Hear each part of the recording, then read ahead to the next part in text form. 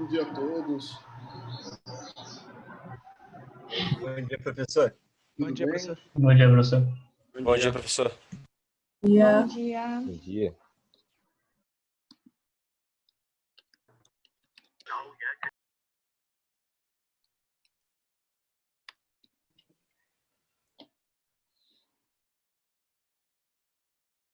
E aí, como é que foi o fim de semana? Tudo tranquilo? Tudo certinho. Maravilha.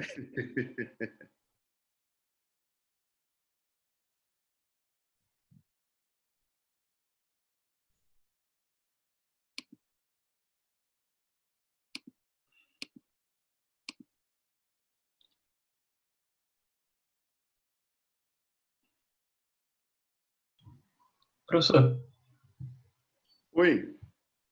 posso tirar uma dúvida com relação à apresentação de quarta agora? Pode Bem falar. rápida. Eu vi que o tema é taxação bancária, eu só queria confirmar assim, com relação ao conteúdo da apresentação. Tem a ver muito com, por exemplo, formas de financiamento de pessoa física com relação a banco, ou não tem nada a ver com isso? Não, pode ser. O que Tem a os ver com bancos cobram ali, né? Nesses Mas, diversos tipos de financiamento. tá. Porque tem aqueles financiamentos assim, vou tomar um empréstimo, aí tem diferentes modalidades e tem as tarifas também bancárias que não são ligadas a empréstimo, mas você quer que fale dos dois? Ou Também, dos dois. Beleza. Dos dois. E aí é legal dar exemplos, né, de como isso encarece. Então, você tem lá seguros, você tem lá as taxas administrativas, os impostos. Tem uma série ali de jogadas, digamos assim, que no final viram um custo efetivo total. Aí é avaliar esse custo efetivo. Entendi. Tá, ótimo, professor, obrigado. Aí eu não lembro, era pessoa física ou pessoa jurídica? Física. Física, tá. Porque no jurídico, assim, tem um efeito, mas é bem mais ameno do que no físico. Entendi. Mas tá ótimo, então. Obrigado. Nada.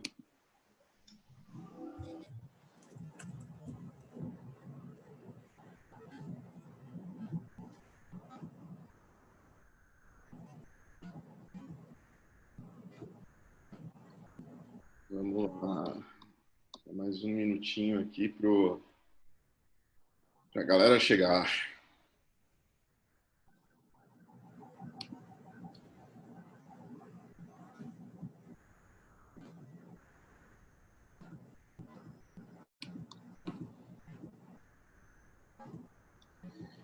Vou compartilhar aqui já a telinha.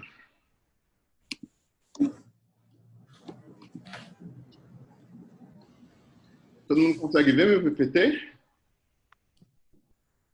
Aham. Assim. Show. Sim. Então vamos lá. Pessoal, hoje a aula fala um pouquinho sobre, né, uns aspectos ali mais práticos ali das séries de pagamento, né? E eu quero trazer para vocês, na realidade, uma aplicação que cada vez mais está se tornando popular, né? Que são os títulos públicos, né? Então, acho que é legal dar uma visão geral de como é que funciona e como é que se precifica esses títulos que nada são do que um resultado ali, um pouco mais específico, evidentemente, ali da série de pagamento, né? Então, título público sempre foi uma maneira ali de financiamento ali do Estado, né? Então, antigamente, como a gente vê aqui na tela, isso daqui é um exemplo de título público, né? E cada selinho aqui embaixo se refere ao pagamento de juros. Então, é como se fosse um vale ticket. Ia lá no banco, o banco dava ali o valor, passava o valor ali dos juros referentes a esse título, né? Então, aqui no caso é 1.000 cruzeiros. Então, você tinha já uma definição ali né, de pagamento, digamos assim, né, dos juros inerentes a cada título. Nesse caso é título privado, porque era, pelo menos para a gente agora, né, que era referente a uma empresa, né, que era a Petro, né, mas na época, né, era uma empresa estatal, né, que sem acesso à bolsa nem nada, então é como se fosse um título ali governamental mesmo, mas emitido ali por uma companhia para uma companhia ali, uma companhia estatal, né? Então, olha só, existem vários tipos ali, né? Quer dizer, cada título tem uma característica própria, né? Então, precisa se definir, né, o valor nominal do título, precisa se definir, a indexação dele, né? Precisa se definir ali o tipo de título também. E os mais comuns aqui são chamados títulos ou pré-fixados ali, que você já conhece, né, o valor que você vai receber lá no futuro, ou os pós-fixados, né, que vão, no final das contas, serem indexados por algum tipo de inflação, ou seja, vai ser indexado a câmbio, né? Precisa de um balizador, de um indexador. E aí a gente não consegue, entre aspas, né, ter o valor corretinho ali desse título, né? A gente consegue ter uma estimativa, porque como é indexado a algum indicador, né, você precisa saber o indicador ali até o vencimento daquele título. Mas a gente vai ver que tem uma forma ali mais fácil, né, de precificar ali esses títulos, tá? Os mais comuns ali que são referências ali dentro da população é a caderneta de poupança, né? A famosa poupança, os CDBs, né, que são certificados de depósito bancário. E aí você tem uma série de títulos ali do Tesouro Nacional, né? Hoje é o único ente governamental que pode emitir títulos ali no país, né? Antigamente você ainda tinha o Banco Central do Brasil, com notas do Banco Central, mas se não me engano, foi desde 97 que foi proibido, né? Que toda essa parte de emissão passou a ficar concentrado ali no Tesouro Nacional. Tá? E depois você tem as emissões privadas, né? Os títulos públicos privados, que são chamados ali de debêntures, né? Essas debêntures podem ter dois tipos. Uma debênture que vai te pagar ali determinados juros, e aí você vai receber um valor final ali no vencimento, mas ela também pode ser o que a gente chama de conversível, né? Quando você converte essa debênture em ações da empresa, né? Então, você passa de um título pré-fixado para um título de renda variável. Então, existe também essa modalidade.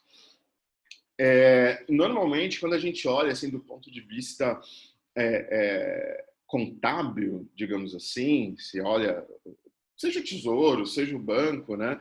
Então, normalmente alguns títulos eles podem entrar como títulos de curto prazo, né? Que a gente olha ali, né? Como um passivo ali exigível de curto prazo, né? Ou então de longo prazo, como são os casos da debêntures, né? Porque muitas vezes são atrelados ali a financiamentos ali de longuíssimo prazo por conta de projetos ali de infraestrutura ou de algo mais robusto, né? E aí a gente tem que ter uma visão ali de longo prazo. Os títulos do governo hoje, né? Eles têm ali um vencimento também a longo prazo. A gente considera a longo prazo acima de 1 ano, tá? Já.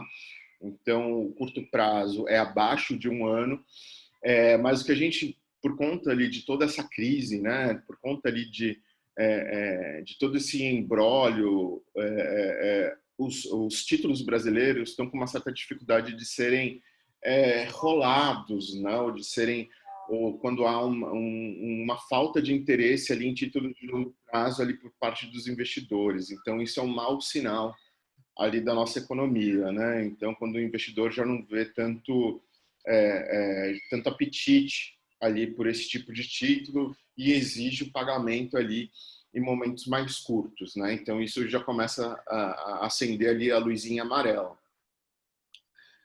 Alguns títulos, ou pelo menos boa parte ali dos títulos, na realidade sofrem ali incidência de imposto de renda, né? E aí vai depender também do prazo, né, do horizonte temporal ali desses títulos, e cada um vai ter, né, um valor ali de incidência, né, então, por exemplo, títulos até 180 dias, você tem 22,5, ou seja, quanto menor o prazo, mais imposto você paga. Então, se você deixar o título por mais tempo, então o imposto ali vai ser menor, né? Em geral, um imposto, ele, como a gente já viu, né, ele pode ser aplicado ali ou no rendimento, né, do título, ou seja, no quanto ele vai te originar naquele período, né? E aí você recolhe isso para a receita. Há alguns títulos, na realidade, que podem ser aplicados ali em cima do valor nominal total, então tem ali essa diferenciação, né? E em casos ali de derivativos, mais especificamente ali de swaps, né? Quando você troca um tipo de instrumento financeiro por outro, né? Aí você tem, se houver algum resultado positivo, ele também incide ali imposto de renda, né? E aí você tem alguns títulos que não precisam disso, né? O mais famoso é a poupança, né? Porque é uma forma de dar liquidez também para o mercado, né? Então você coloca o seu dinheirinho lá, depois de alguns dias precisa desse dinheirinho, você vai lá, saca e faz ali a sua negociata, né? O pagamento, se for necessário, né? Mas não só a poupança, ela é isenta. Você tem, por exemplo, os títulos imobiliários, né, que são as chamadas letras hipotecárias ou certificados ali de recebíveis ali, ou ainda mesmo, né, você tem os títulos de agronegócios, né? Então você tem a letras de crédito do agronegócio, certificado de depósito agropecuário, né? Você tem certificados de recebível agropecuário, né? Então, são títulos ali que estão até o momento, isso pode ser eventualmente revogado, né? Por uma série de questões fiscais, mas precisa da aprovação ali do Congresso, né? Mas até o momento eles não sofrem qualquer tipo ali de incidência tributária. Então isso é interessante ali. Só que tem uma coisa, os títulos imobiliários de agronegócio, eles têm algumas especificidades. Eles são emitidos, na realidade você compra ali ou na CEF ou no Banco do Brasil, né? Ou na Caixa ou Banco do Brasil. Mas eles têm ali digamos assim, eles colocam ali um mínimo, né? um piso ali para essa compra. Em geral, fica em torno de R$ 300.000 ali. E esses títulos, eles estão com uma certa escassez ali no mercado, né? Então,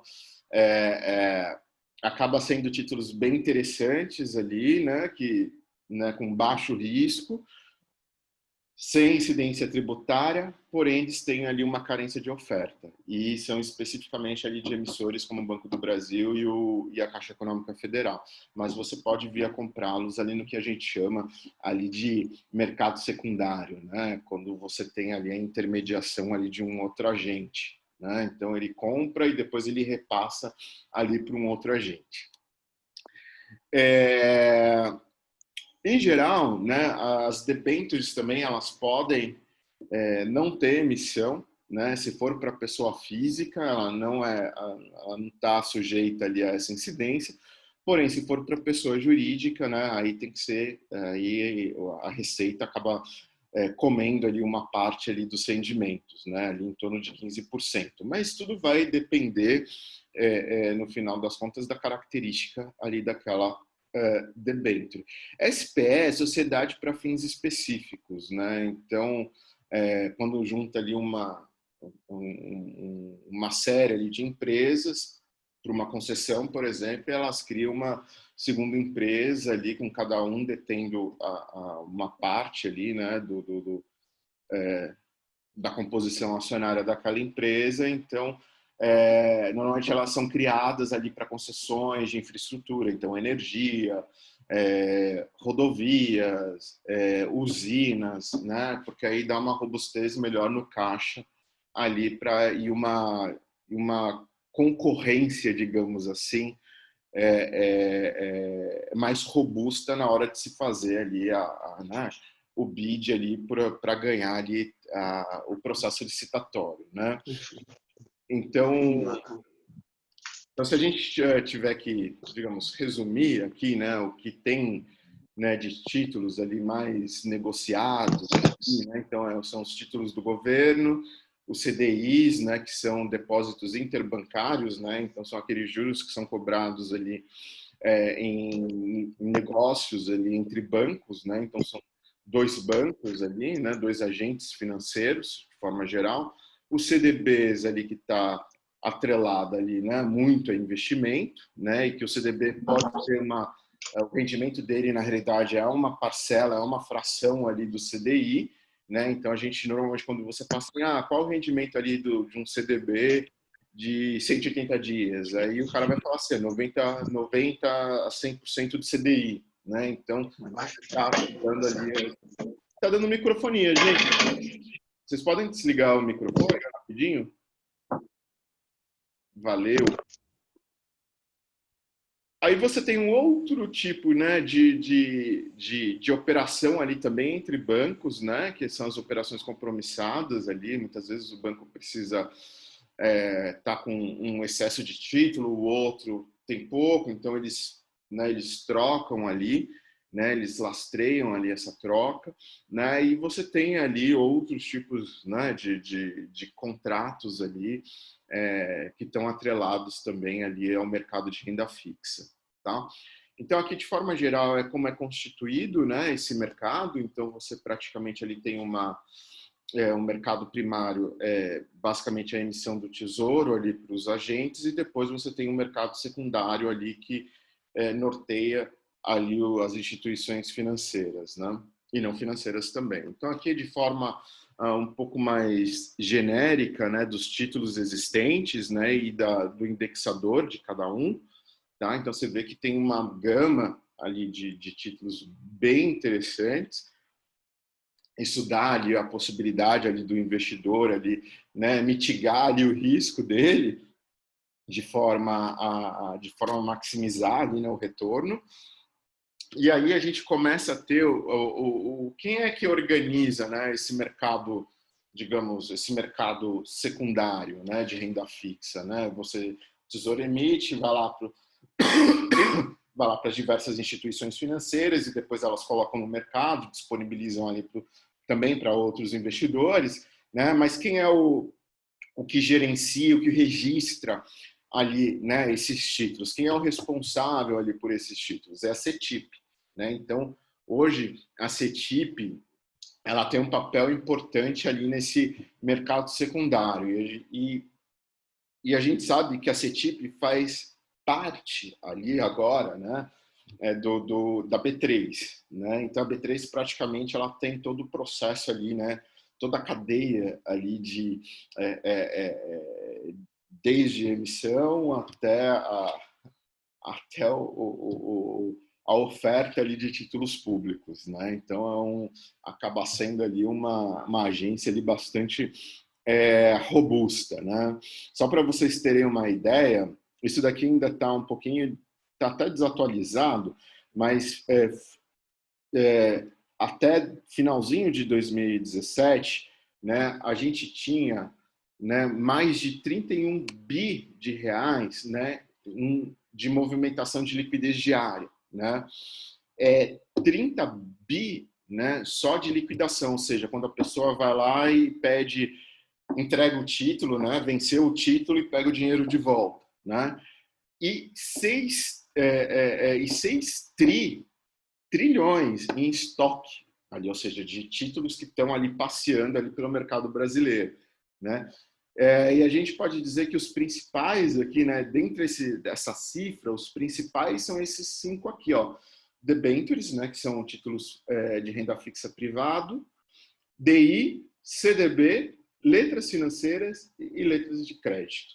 Então são os títulos mais interessantes ali para o mercado, nesse mercado, né? E você vê ali, né, uma evolução muito grande, né, desde 2006, né, até 2010. Então você acaba tendo você vê ali a importância ali desse mercado de renda fixa, como ele vem ali prosperando ali no decorrer ali dos anos, né?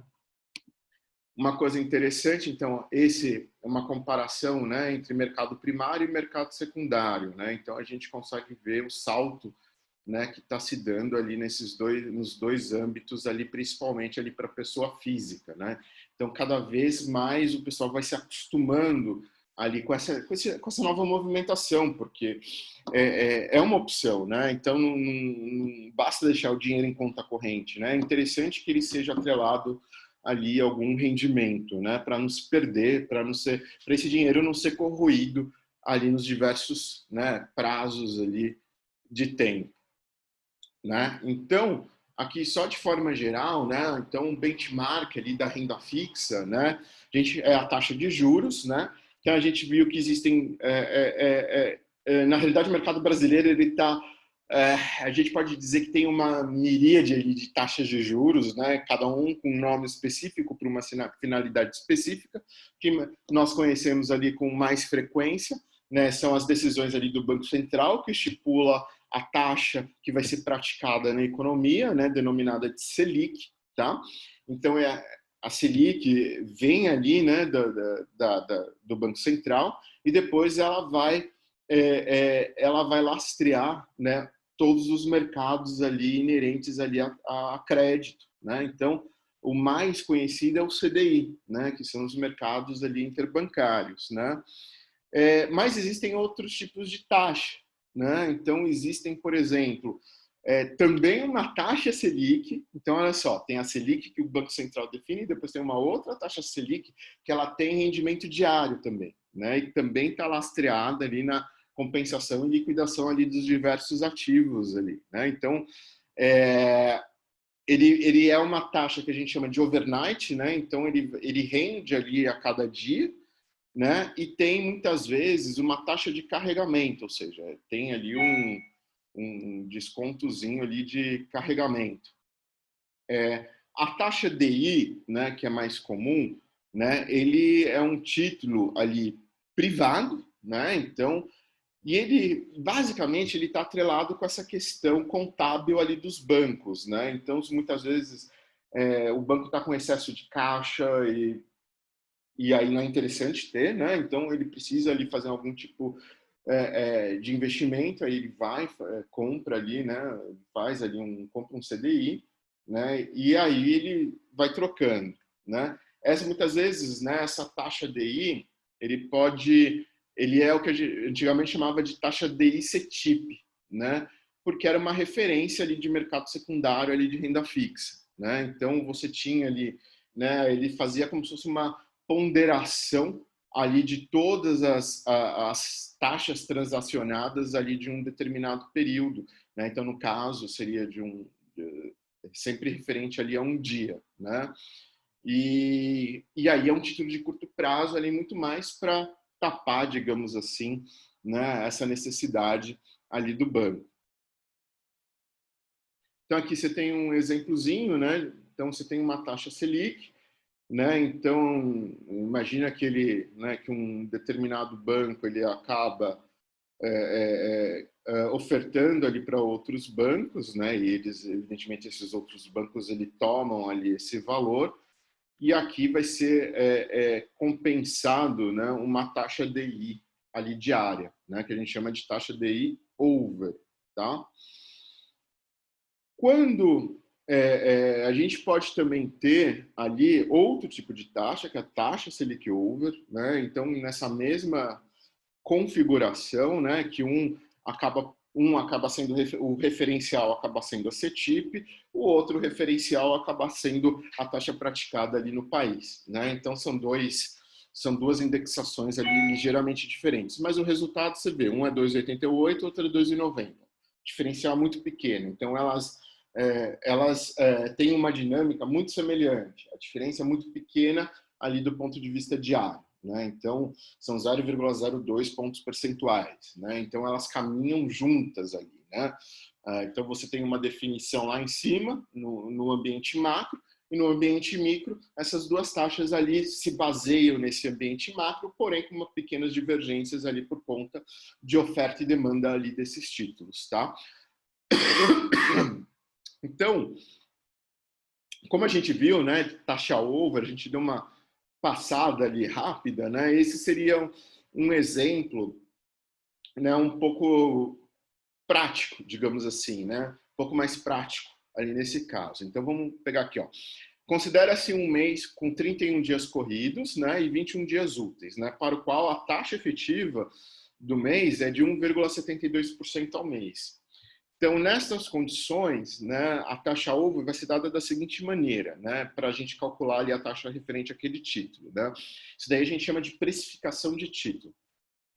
Então, para cada PU a gente chama de preço unitário. Né? Tem a renda fixa, ela tem jargões ali que específicos, né? Mas que no final das contas tem a mesma definição de matemática financeira. Então, o que a gente vê de PU, ou seja, de preço unitário do título, né, seria o quê? O equivalente ao valor presente, né, daquele título. Né? Então, se a gente quiser saber o valor futuro, a gente vai ter que capitalizar esse título.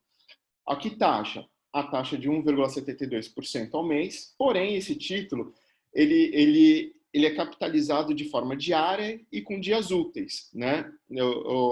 Então, a gente vai fazer o seguinte, a gente vai aplicar o seguinte cálculo da taxa. Né? Então, você joga valor futuro pela taxa pelos 31 dias corridos, né? Então, sobre 30, então a gente está, na realidade, transformando, né, esse valor aqui no mês, e aí você vai ter um valor futuro, 101,478. Feito isso, né, eu faço o inverso. Então, eu vou transformar, né, esse valor presente em valor futuro, eu vou querer ver quanto é o equivalente a uma taxa diária. Né? Aí, só que é uma taxa diária útil. Tá? Então, aí eu transformo esse rendimento ali em dia útil. Então, aí eu divido por 1/21, acho a taxa diária e depois eu multiplico por 30, como a gente fazia, né? Para ver qual vai ser a taxa do mês over, né? Então, com isso, o título ali vai ter esse balizador ali de taxa, tá? Então aqui, ó, só para ter mais um exemplozinho ali, né, de diferencial ali entre essas duas taxas, tá? Depois vocês podem ver ali com mais calma, mas só fazendo aqui uma parte importante ali desse processo de nomenclatura ali da renda fixa, né? Então a gente pode definir o seguinte: valor de face e valor nominal é o valor do título no vencimento, tá? Então, é o nosso valor futuro. Cupom de juros, tá? Diferente de Copom, porque o Copom, com O, é o Comitê de Política Monetária que define a taxa de juros, mas o cupom, ele é os juros de um título de renda fixa, que te paga ali juros no meio do caminho. Né? Então, só cuidado ali com essa nomenclatura. Às vezes é confusa porque ela se baseia no vocabulário americano, né? No mercado americano, mas com o tempo a gente vai se acostumando. Né? Então, seria os juros ali pago para o investidor. Tá? O preço de mercado de título, ou seja, o valor presente do título é denominado de PU. Tá? Então, é o valor que está sendo negociado naquele determinado dia. E o prazo de vencimento, né, ou seja, quando vai vencer ali o meu título, a gente denomina de maturidade. Né? Ou seja, vencimento igual a maturidade, que é igual a mais maduro, que é mais velho. Então, essa relação ali, né, acaba sendo natural quando o investidor fala assim: meu título tem maturidade de 20 anos, então significa que ele vai vencer, ele tem um prazo de vencimento ali de 20 anos, né? E aí você tem yield to maturity, né? Assim, quanto vou render até o vencimento? Isso daí nada mais é do que a taxa interna de retorno do título, né? É o quanto ele vai te dar ali naquele período que o título está valendo, tá? Então esse seria o jargão ali mais utilizado ali de mercado, do mercado ali o mercado de renda fixa. É claro que em cima desses valores todos são nominais, né? E esse é um ponto importante. São valores nominais. Então, muitas vezes, você tem que descontar o efeito inflacionário para ter ali o valor real ali daquele título. Qual vai ser, no final das contas, ali o seu custo-oportunidade, né? Então, aqui eu vou dar aqui é um exemplozinho, né? Então, a gente cria, né, esse Excel, porque muitas vezes são títulos de longo prazo, né? Então não dá para calcular ali na munheca, né? Você precisa ali de um software um pouquinho mais robusto, né? Então você imagina o seguinte, pegar aqui um exemplo, né? Eu tenho aqui um título, né, de valor nominal R$1.000, né? Ou seja, ele vai pagar lá no futuro R$1.000, né? E que paga cupom ali de 5% ao ano, né? E tem maturidade ali de 2 anos, tá? Considerando ali, a gente faz aqui considerando as taxas de 4%, 5%, 6% ao ano, ou seja, fazer ali, digamos, um cenário ali com essas 3 taxas. Se a gente pegar só a taxa de 5%, né, então quanto é que vai dar ali os valores, né? Então, vou ter que dividir ali esse cálculo em 3 etapas. Primeiro, eu sei o valor futuro, né, o valor nominal do título, que é R$1.000. Quanto o cupom paga anual? 5%. Quantos anos, né, é o prazo ali de vencimento desse título? 2 anos. Então, vamos pegar aqui o primeiro exemplo de taxa né, essa taxa ali que vai ser, que está sendo calculada ali para esse título, né, num exemplo ali de 4% ao ano, né? Então, como é que a gente faz? Eu vou mostrar isso para vocês logo aí em seguida, mas os juros ele é definido por esse valor de 5%. Então, significa que 5% de 1.000 vai dar 50. Então, como eles são 2 anos, então ele só paga 2 cupons, né? Do primeiro ano e do segundo ano. Então, vai ser 50 e 50, né? 5% de 1.000. O valor final dele é R$1.000. Então, se a gente pega e faz o diagrama, né, do título, né? Então, ele vai pagar no primeiro ano R$50 para você e no último ano vai ser o valor nominal dele, valor de face, R$1.000, mais R$50 ali dos juros, do cupom. Então, isso daí, sendo descontado a 4%, né? Então, desconto 50%, né, em cima de 4%, 1.050 em cima de, né, 1 mais 4% elevado ao quadrado. Então, ele vai me pagar no final das contas, né? Ele vai ter um PU no final das contas de R$1.018,86 na data de hoje, tá? Então, significa que eu vou ter um lucro, né? Vou ter um juros, um ganho de R$18,86 ali desse título, tá? Então, esse é só um exemplozinho ali geral ali desses valores. Tem uma coisa, né, que justamente, né, por conta dessa movimentação de mercado, principalmente do mercado secundário, existe uma coisa que a gente chama de marcação a mercado, ou market to market, né? Então, o pessoal ali de mercado financeiro chama MTM, tá? Você falou MTM, ele já entende o que é, né? Basicamente, está dizendo o quê? Como está se dando a oferta e demanda ali desses títulos naquele determinado dia, independente do valor ali de aquisição daquele determinado título, né? Então, assim, se tem pouco título e muita gente interessada, então você sabe que esse valor, o PU dele vai ser o quê? Mais inflacionado, vai ser maior, né? E vice-versa, né? Então, os preços, né, de mercado secundário, eles vão variando. E essa variação ali diária, para alguém que quer liquidar aquele determinado título, ou seja, se livrar daquele título, ele vai ser calculado em cima desse valor daquele dia, tá? Então, ele tem que ver se o valor daquele dia é menor ou maior do valor pago por ele na aquisição do título, tá? Então, se o valor for menor, né, aí e o MTM for maior, aí ele está ganhando.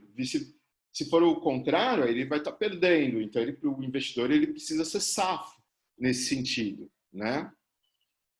Então, aqui você tem mais ou menos ali só um exemplo ali, né, de como é que essa rentabilidade, né, ocorre ali no dia a dia. Então, vão ter momentos positivos, momentos negativos, e ele vai ter que saber, ali no final das contas, aproveitar essa oportunidade, né?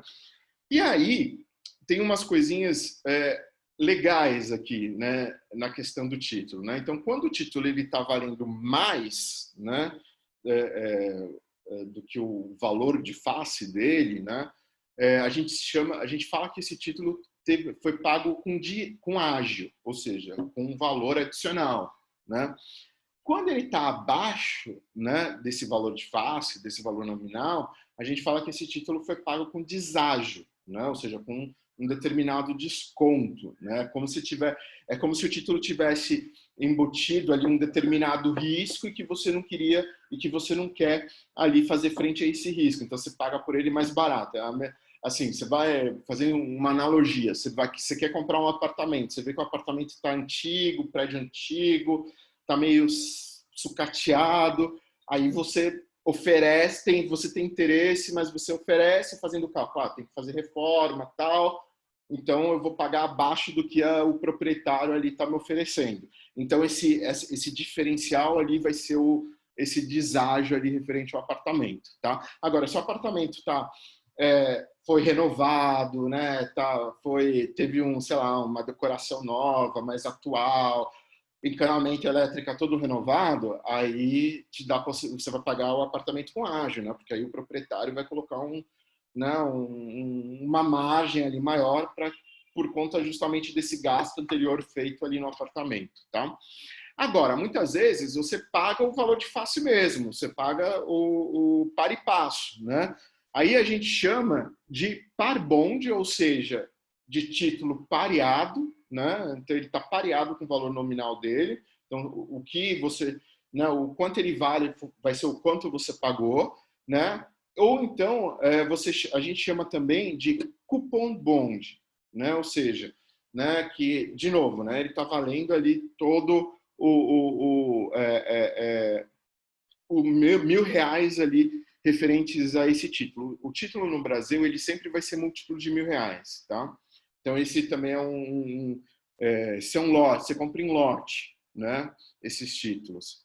Aqui é só para só ter um exemplo, né? Então você pode comprar acima de 1.000, então você está comprando com ágio, abaixo de 1.000 você está comprando com deságio, mas lá no vencimento, né? Quando você carregar todo mundo até o vencimento, todos vão ter que dar ali R$ 1.000, tá?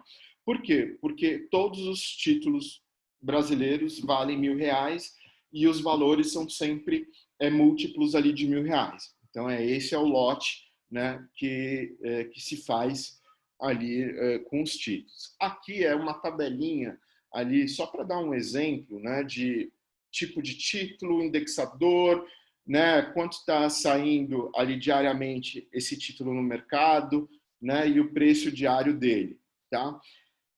Reparem, né, que aqui você tem várias letrinhas, LFTs, LTNs, NTBs, né, NTNCs, né, tem várias letrinhas aqui. Hoje, essa nomenclatura mudou, tá? Hoje eles estão fazendo uma nomenclatura que é mais apetitosa para o investidor, que é mais fácil do investidor entender ali o que cada título significa. Então, só para vocês terem uma ideia, a LFT é Letras Financeiras do Tesouro, né? Mas hoje a gente fala assim, ó, a LFT nada mais é do que um título do Tesouro Nacional pré-fixado, pagando tanto de cupom. Então, tudo isso ele está explicando ali, né? Ele tem uma nova nomenclatura ali por conta disso. Então, até aqui, alguma dúvida, gente? Eu só tenho uma curiosidade, sim, com relação ao deságio, ágio, como isso entra em balanços? Boa pergunta.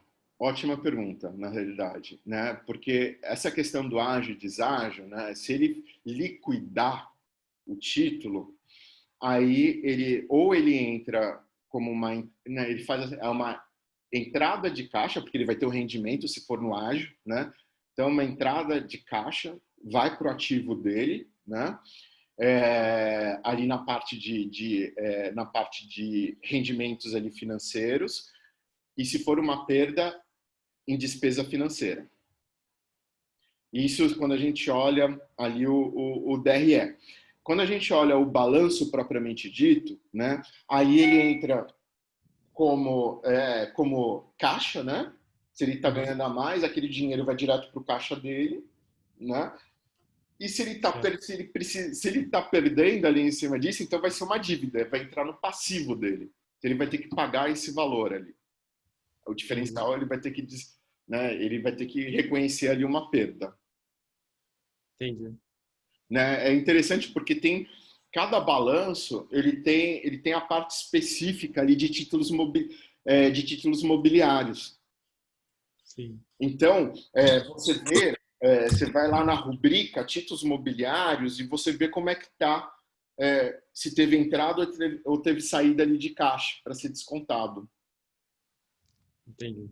É ótima pergunta. Assim, é interessante. Professor, mas no balanço patrimonial, então, basicamente vai ficar o valor do título, certo? Isso. Só para você entender. Porque, pô, ali seria que nem estoque, né? Você tá botando ali o valor que você considera que vale. Senão, se você acabar vendendo mais barato, depois você ajeita. Basicamente isso, né? Isso aí, Rodrigo.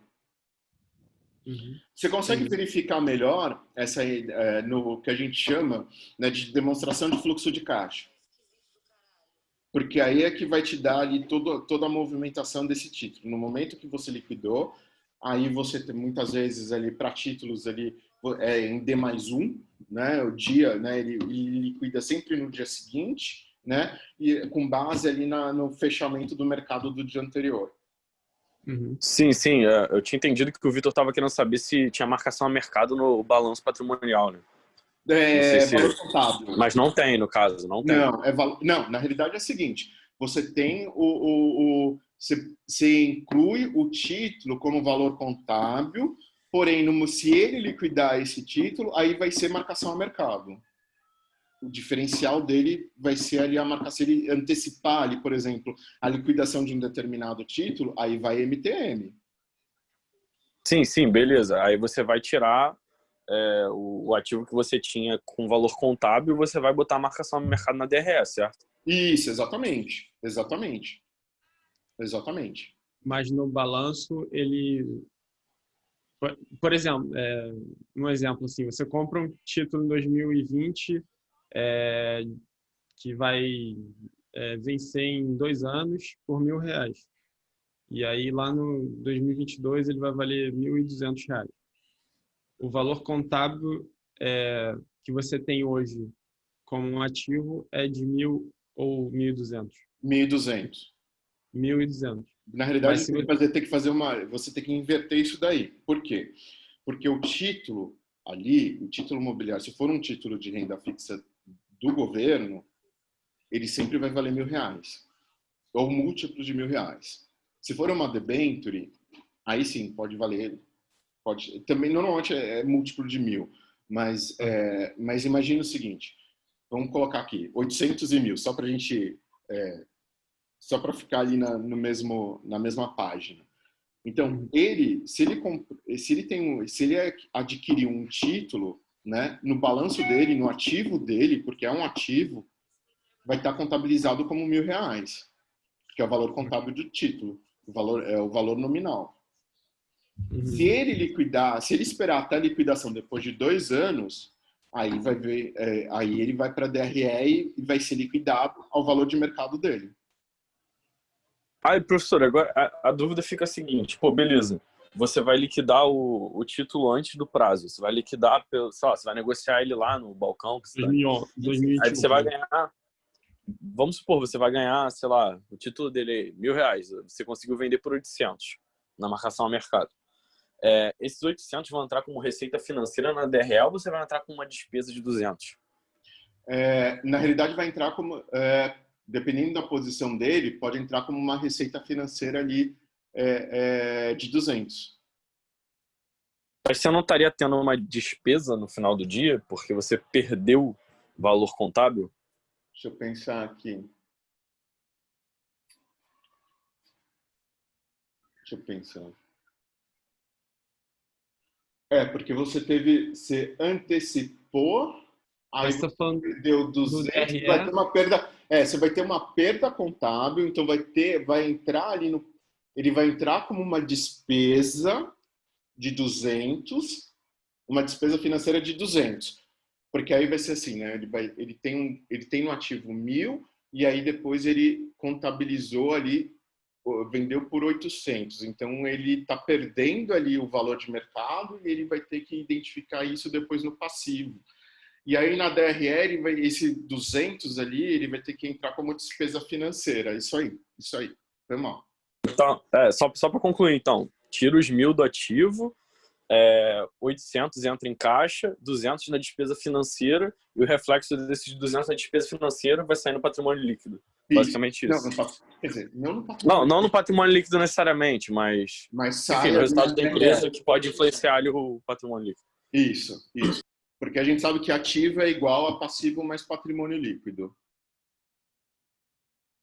Sim. Só falei no sentido de que o resultado vai acabar influenciando ali, mas... Isso, exato. Então vai meio que ter o net ali. Isso, exatamente. Seu líquido. O resultado líquido, exatamente.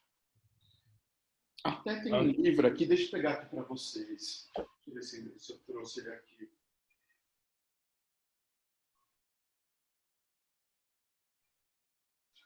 Que é bem interessante, que chama Contabilidade de Derivativos. Professor, E aí, depois eu vejo lá, eu acho que deixei na minha sala do fundão, mas chama Contabilidade para Derivativos. Então, ali, ele fala sobre essa questão quando você tem contrato futuro, quando você tem títulos, como é que funciona, qual o impacto dele ali no balanço. professor, Oi.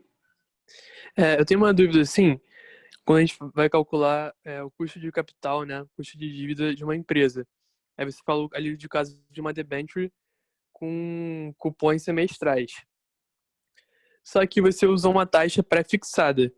Uhum. Quando você usa uma taxa pós-fixada, por exemplo, um DI mais um spread, aí para você calcular o real custo de dívida, você tem que pegar a taxa DI da data do vencimento ou você pega da data do cupom? São duas coisas diferentes. O cupom ele não vai mudar. O cupom é o que já é dado, porque normalmente é contrato, né? Então ele vai manter ali o cupom.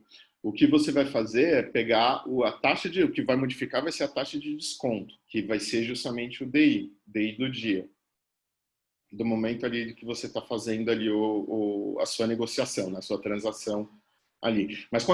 Mas quando é pós-fixado, a gente tem um cálculo que eu vou mostrar para vocês, que é um pouquinho diferente ali desse cálculo mais, digamos assim, né, mais objetivo. A gente faz um macete ali, porque como é pós-fixado, você não sabe exatamente o valor, né? Não, mas assim, Está indexado a uma taxa de juros mais uma inflação, ou a taxa de juros mais uma Selic, né? Então você precisa saber o dia. Então, para o dia de hoje, você vai calcular a Selic, né? Você vai pegar essa Selic de fechamento do dia anterior. não, eu sei, mas assim, o que eu tava em dúvida, por exemplo, eu tenho um título de uma debenture que vence em 2022 e que paga cupom semestral. Aí, para eu calcular o custo real dessa debenture para a empresa, o que eu tava pensando é pegar a curva DI de hoje e ver, por exemplo, no primeiro semestre de 2021, quanto tá essa DI? Aí mais o spread, depois 2020, o segundo semestre de 2021 mais o spread, e depois calcular o custo, o real da dívida. Seria assim ou pela DI do vencimento? Não, você tem que ver. Na realidade, assim, você tem que pegar a curva, tem que pegar o que a gente chama de taxa termo, de curva termo ali, e ver para cada dia ali o quanto isso está valendo. É o primeiro caso. Será que eu entendi a sua Tá. pergunta? Não, pô, se depois da aula a gente puder tirar essa dúvida particular aí depois fica para depois. Mas acho que eu vou tirar essa dúvida logo depois aqui nos slides ali. Eu acho que é como a gente precifica ali uma taxa, porque uma coisa é você levar até o final do contrato, outra coisa é você liquidar esse título antes. E aí você tem que liquidar, se liquida na realidade pela taxa, pela curva a termo, mas isso a gente pode discutir ali separadamente, tá? Beleza, então assim, só para vocês terem uma ideia, né, do como é que funciona, né, a gente sabe que a poupança ela tem um determinado cálculo, né, hoje em dia, né, a gente está com um histórico mais baixo ali, né, de taxa de juros, né, e a remuneração ali da poupança é 70% dessa taxa de juros, então 2% de 70%, então significa que você tem 1,4% ali de remuneração ali, né? Então, isso mudou desde 2012 ali, né? Que com essa definição pela taxa de juros já está ali, né? Já não está ali em patamares ali tão elevados, né? Mas ainda assim existe essa regra. Se eventualmente a taxa Selic for superior ali a 8,5, aí volta a regra antiga, né? Então tem essas duas esse formato de precificação ali da poupança, né, acaba, digamos assim, né, mantendo ali um certo rendimento, mas desestimulando o pessoal a investir na poupança e ir para títulos ali mais atraentes, né? Um deles é o próprio CDB, né, que ele é um certificado de depósito bancário, né, que está sendo remunerado ali pelo CDI, né? É interessante que existe uma garantia ali, né, de se não me engano, acho que é até 299.999 por cada CPF. Ali você tem uma garantia desse fundo garantidor ali de crédito, né? Acho que ultrapassando 300 mil, aí normalmente o pessoal pega esse diferencial e coloca em outro banco, né, em outra instituição financeira, né? Então tem que tomar cuidado, não dá para colocar todo o dinheiro ali numa cesta, né? Então tem que saber mitigar, né, minimizar ali esse efeito. Interessante que você pode ter, né, dentro dos CDBs ali você pode ter CDBs tanto para fixado quanto pós-fixado, né, ali com uma liquidez diária. Alguns casos eles podem incidir imposto, e se você tenta tirar o dinheiro antes ali, aí você vai pagar, você vai perder toda a remuneração dele, né? Então, precisa tomar cuidado ali, né, com as regrinhas ali do CDB, né? E isso, o fato de você de incidir imposto te obriga também a deixar o dinheiro por mais tempo ali no banco, né? Para pegar justamente uma estratificação ali mais baixa, né? Então, aqui, um exemplo, né? Então, você tem aqui um investidor, né, que aplicou 12 mil reais em um CDB pré-fixado a uma taxa de 10,8% ao ano, né? Considerando aqui, né, que ele resgatou depois de 2 anos, aí qual é o montante ali resgatado pelo investidor? Aí, considerando ali um ano comercial de 360 dias, sem incidência de impostos, né? Então, a gente sabe que 2 mil reais é o valor presente dele, 10,8% é a taxa de juros, 2 anos, né, é o período, então basta fazer aquela formulazinha, valor futuro igual ao valor presente, 1 mais I elevado a N, né? Então, calculando isso, né, todos vão dar ali 14.731. Lembrando, né, que o valor presente, normalmente na nossa definição, ele é uma saída de caixa. Então tem que mudar, tem que colocar ali o sinal negativo para que, né, não só HP, calculadora, mas também o Excel faça o cálculozinho correto ali deles, tá? Então aqui, né, a gente tem aqui os valores, aí tentar fazer esse exercício aqui, ó. Você quer aplicar seu bônus anual recebido da empresa? Olha só, vocês receberam um bônus de 112 mil reais ali, ó. Tá bom? O que mais? Né, um CDB pós-fixado que rende 95% do CDI. Né? Considerando que o CDI é 9% ao ano, né, e você permaneceu com dinheiro ali aplicado em 8 meses, qual o valor resgatado ali desse CDI? Vamos lá, vamos tentar fazer esse exercício aqui, ó.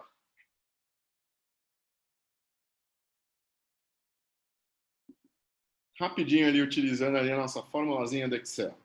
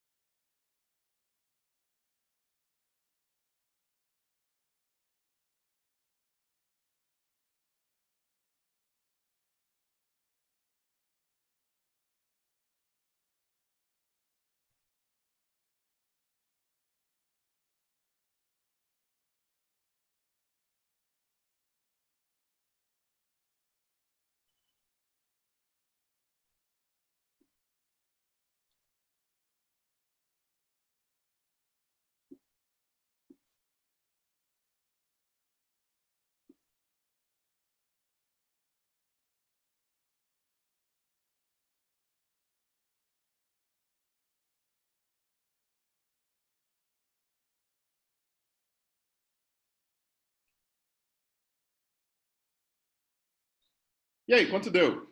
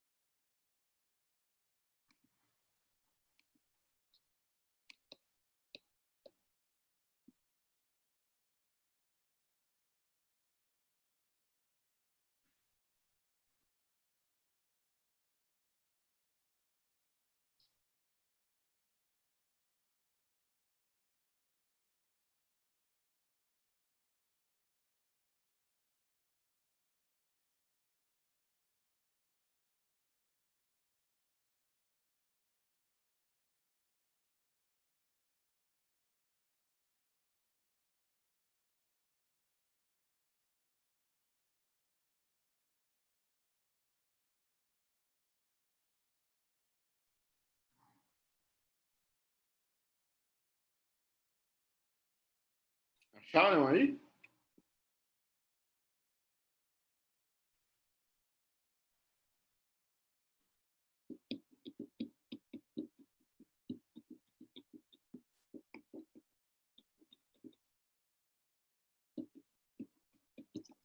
Quanto que deu, professor?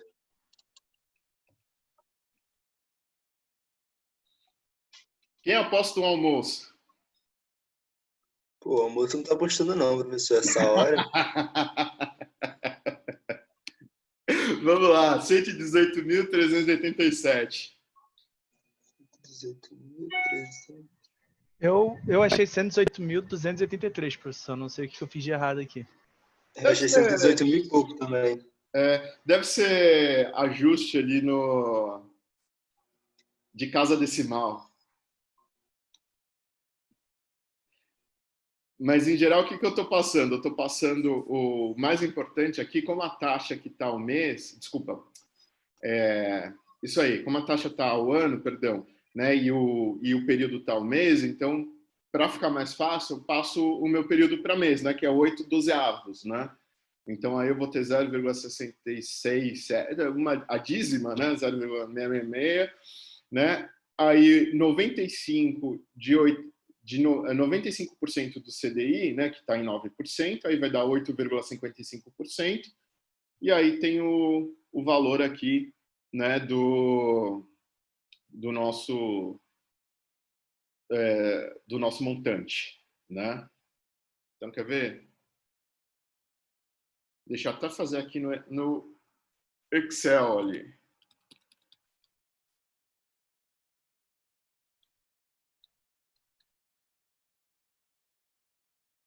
Vocês conseguem ver meu Excel? Não, professor. Não, Não, Só a professor. apresentação. Espera aí. Deixa eu interromper aqui. Compartilhar de novo. E agora? Agora sim. Então, 9,95 Então vai ser, opa, tá aqui, ó, 9%, 95. Então aqui, ó, aqui é o meu valor presente. Aqui é o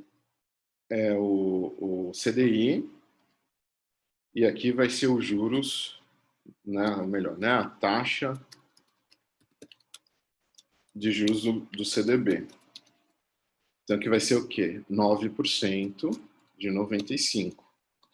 Então vai dar aqui 85, 8,55. E aí, né, o período, né, são 8 meses, né? Aí a gente faz 8 meses ali de 12, né, que vai ser o nosso período anual. E aqui, então, eu já posso calcular VF, né, a taxa 8,55, período, né, 8/12, né, não tem pagamento, né, e o valor presente, sempre o menos, né, para entender que a saída é de caixa, e o tipo é 0. Professor, como que você encontrou esse 0,66667 aí? Como é que foi feito o cálculo? Pode botar em cima ali, no Excel? 8/12. 8 meses sobre um ano.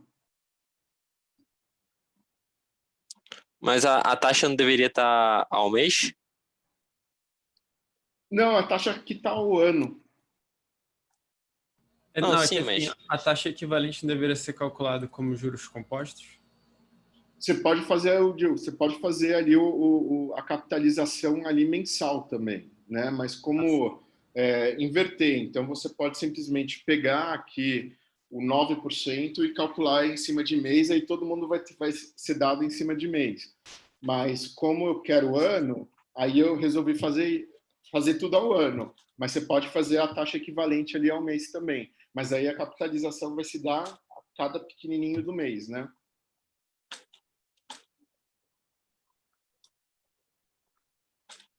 É só esse cuidado ali que tem que ter. Todo mundo, se faz em mês, todo mundo em mês. Se faz em ano, todo mundo em ano.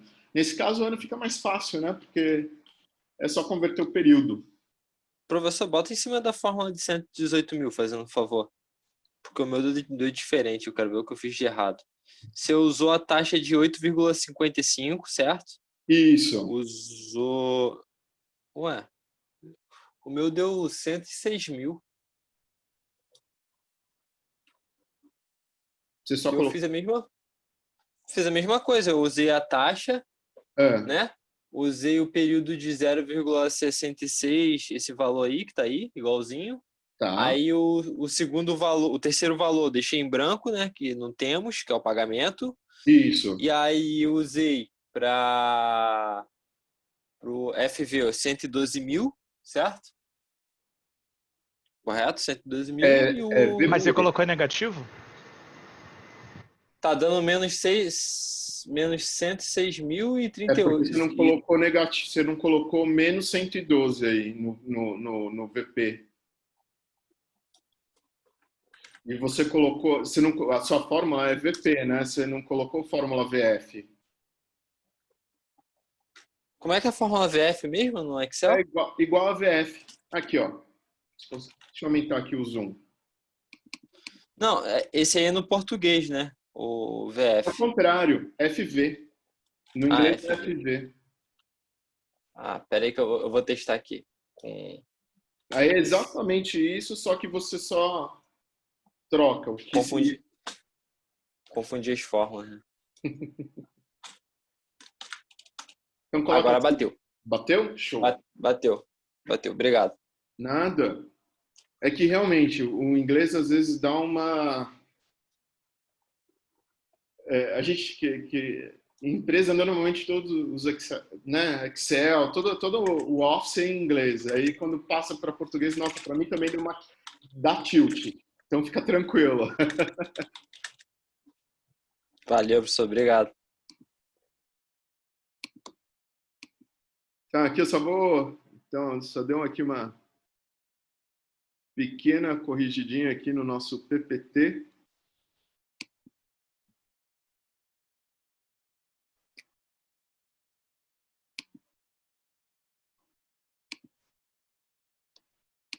Pronto. Aí, exercício 2.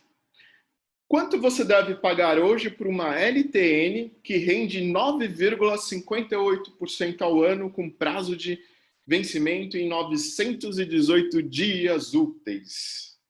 Como é que você faria? Como é que vocês fariam esse resultado?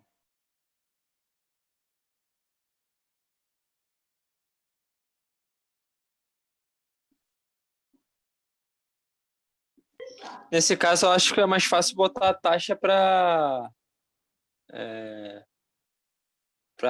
dia, talvez? Seria uma forma de fazer? Não, na verdade, é mais fácil passar o dia para ano, né? Isso aí, isso aí. Isso aí. Vamos lá, vamos tentar fazer aí.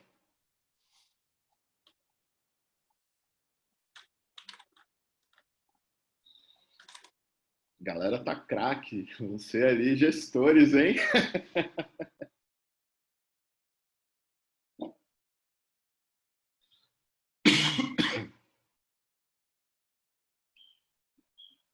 No caso, usa 360 dias pro ano comercial? 365?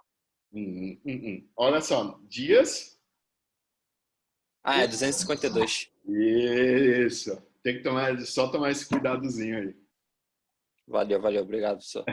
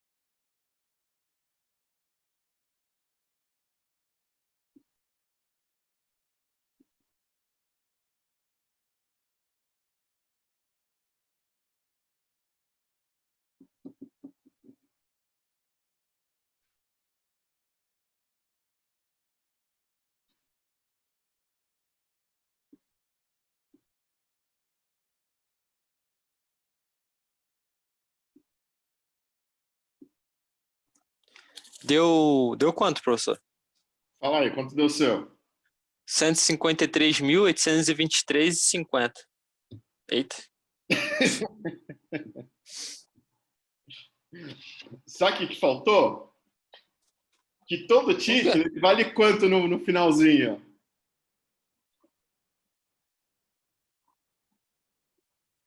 Fala aí, Vitor, quanto ele vale?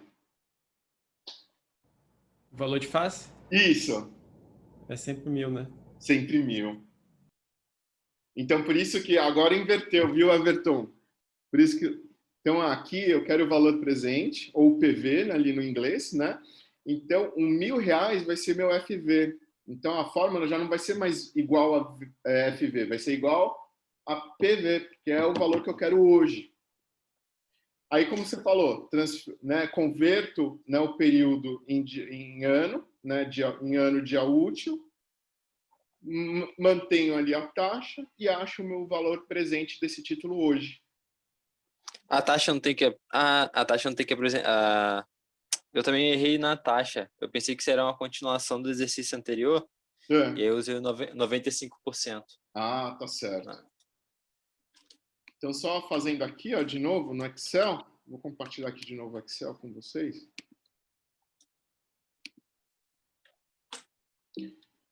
Então, aqui, ó.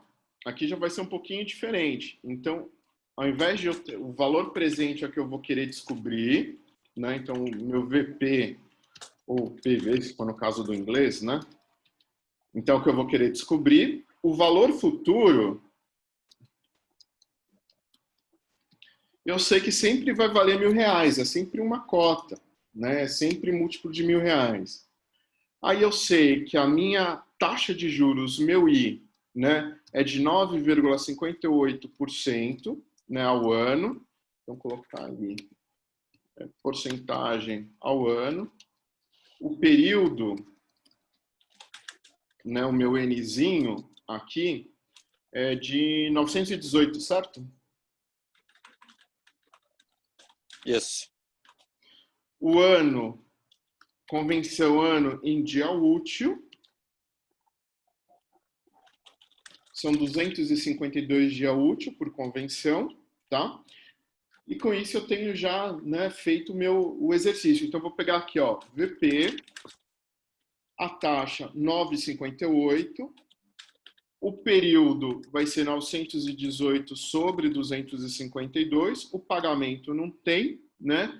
E o valor futuro, ali colocando simplesmente ali para inverter, não dar resultado negativo, a gente coloca o valor futuro também com sinal invertido. Aí o tipo 0, 716,58.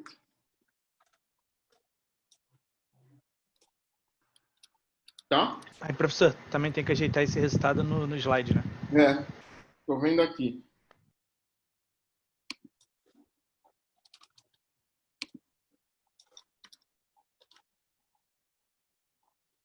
Então,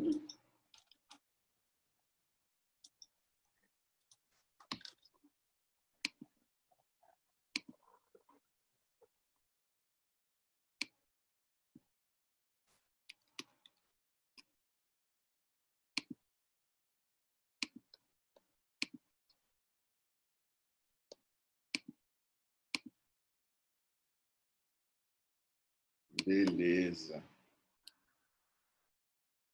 Ajeitei aqui, vou compartilhar de novo aqui a telinha.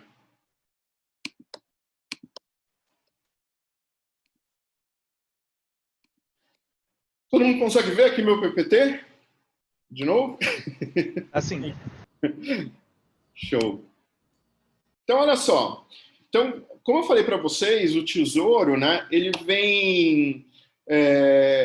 ele muitas vezes ele está tentando popularizar esse tipo de investimento, né? Então, ele fez um trabalho algum tempo atrás de mudança de nomenclatura desses títulos. Então, ninguém mais chama de LFT, LTN. Só o pessoal old school como eu que continua ali com essa nomenclatura. Mas hoje em dia o pessoal já utiliza a nomenclatura oficial ali do Tesouro, que é o quê? Né? Ele diz ali, né, que é qual tipo de nota, se é pré-fixado, pós-fixado, e o ano de vencimento desse título, né? Então, se ele paga juros, ele vai dizer assim, título pré-fixado com juros semestrais. Ele já meio que caracteriza o título no nome dele, né? Então, isso acaba, digamos assim, né, facilitando a decisão ali do investidor, né? Então, se é um título pós-fixado, ele já diz qual é o indexador. Então, no caso aqui, no nosso exemplo, é o IPCA, né? Ou então lá embaixo é a Selic, né? Então ele vai especificando ali todos esses valores, né? Então é interessante porque deixa isso daí mais, de alguma maneira ali mais palpável, né? Dos participantes ali do mercado e mesmo para a pessoa física, né? Porque fica mais fácil ali dela procurar, né? Então só algumas especificações aqui rápidas, né?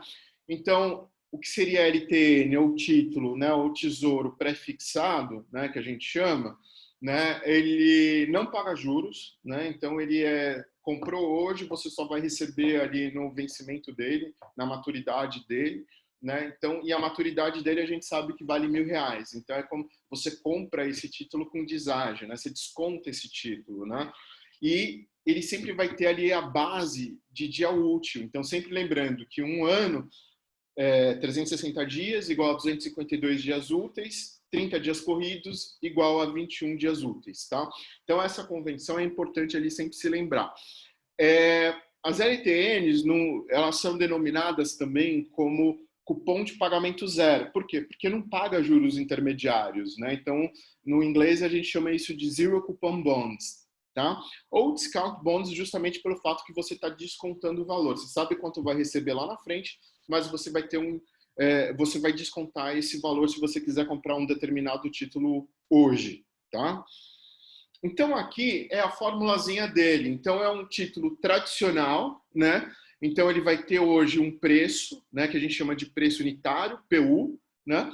Lá, o valor nominal dele vai ser igual a R$1.000, ali de um determinado período, e muitas vezes, né, o Tesouro, ele não divulga a taxa, ele divulga a taxa efetiva no período, né? Então, ele vai divulgar esse que a gente está denominando de IP, tá? Então, você tem que tomar também todo um cuidado ali para, se quiser comparar os títulos, porque aí os períodos são diferentes e, consequentemente, a taxa de juros ali de cada título vai ser diferente. Então, tem que colocar todo mundo ali no mesmo padrão, quando você for comparar ali diversos títulos, tá?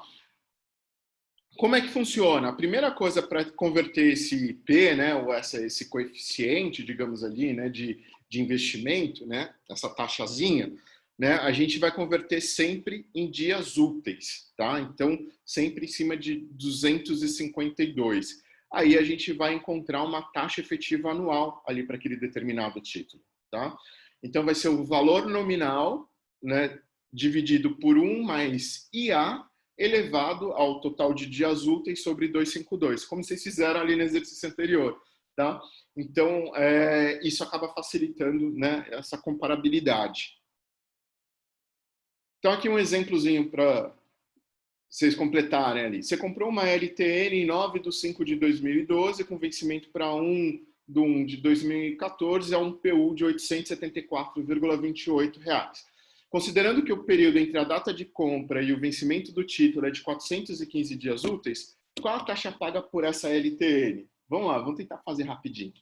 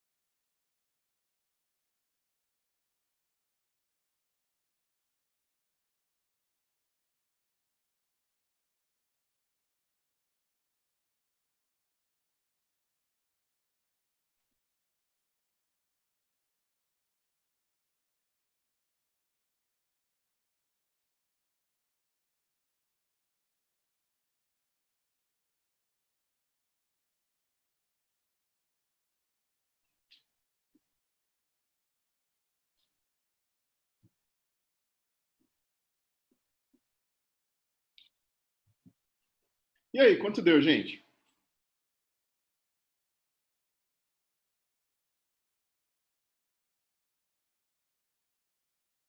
Professor, não sei se está certo não, mas eu achei 8,5% ao ano. Paga um almoço? Não me garanto disso, não.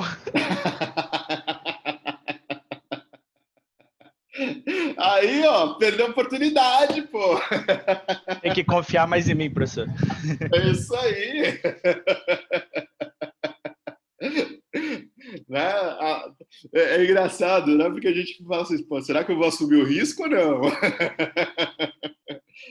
Mas é isso aí, foi na lata, Lucas. Beleza. E esse caso aqui a gente já fez, né? Então só estou repetindo aqui. Aí tem um terceiro exercício aqui, vai. Uma LTN, né, foi negociada no mercado secundário, né, no dia 28/12/2001, ao preço de 956,7326. Né? Vencimento do título será em 3/4/2002. Sabendo que o número de dias úteis entre essas duas datas é igual a 63, determine qual a taxa anual efetiva embutida ali no papel. Né? Papel é outro jargão ali para título público, tá? Porque antigamente era era no papel mesmo. Era um título que você detinha mesmo, físico, né? Então, vamos lá.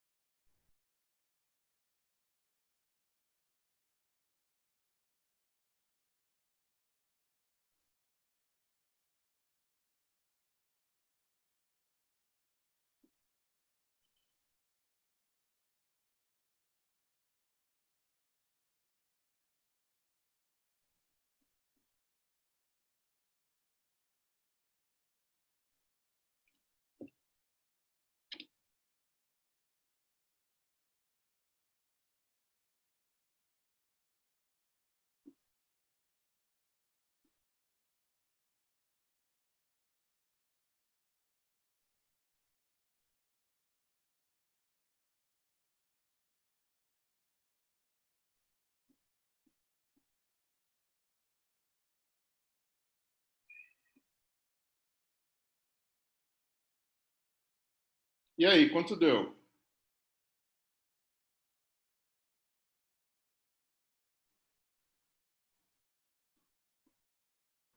Professor, nessa questão a gente vai ter que assumir a mesma premissa que no final vai ser 1.000, certo? Isso, exatamente. Tá, de bom, então.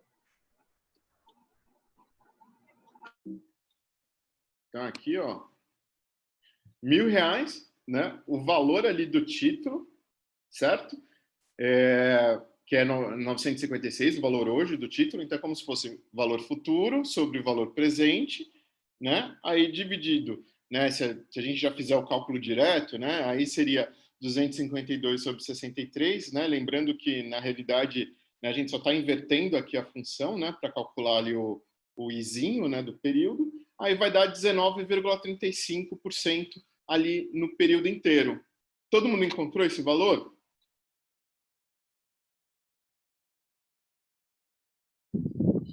Aqui bateu o valor.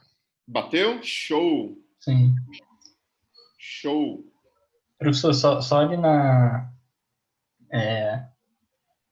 no período, acho que só seria o contrário, né? 63 sobre 252. É bem possível. É isso aí. Deixa eu ver aqui. Vamos fazer aqui no Excel juntos.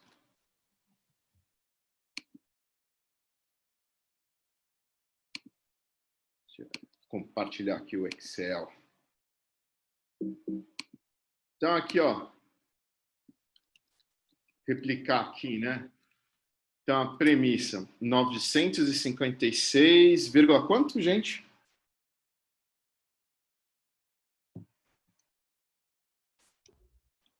Sete, três, 7326. 7326.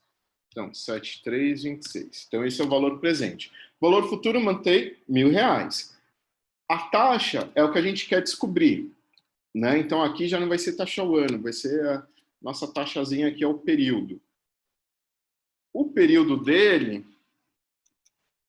que ele ficou, são 415 dias, não, perdão, 63 dias úteis, né? Até ali o vencimento. Então, o que a gente tem que fazer? Taxa total aqui de período, então vai ser o quê? 63 sobre 252. Pagamento não tem. Valor presente, 956. Valor futuro, R$1.000. Tipo zero e não tem aqui, a gente não precisa da estimativa. Então, no final vai dar 19,354. Vamos ver se eu consigo. 2. Ah, agora bateu ali na... Vamos pro gol. Então, aqui a gente só calcula a taxa. Aqui no nosso Excel. Formulazinha taxa. No caso do inglês, o Everton, se não me engano, é rate, tá? Valeu, professor.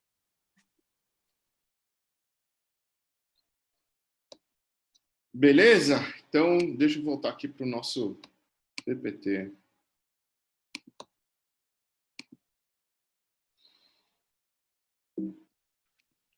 Então, aqui, né, a gente...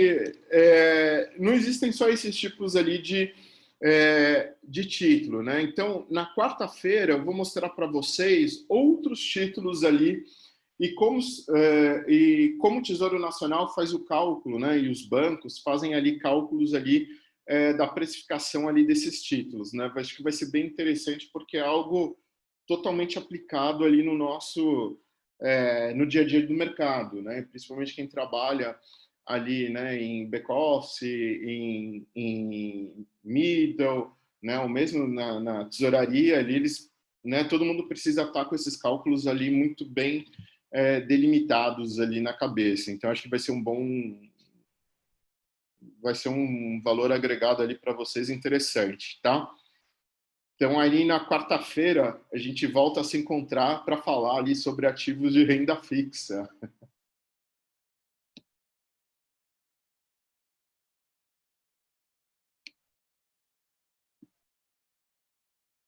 Beleza, pessoal? Tranquilo, professor. Beleza, professor. Beleza, professor? Tranquilo. Valeu, tchau, tchau. Tchau, tchau, gente. Bom segundo aí para vocês. Tchau, professor. Obrigado. Tchau, tchau. Valeu, tchau, tchau. Tchau, tchau, professor.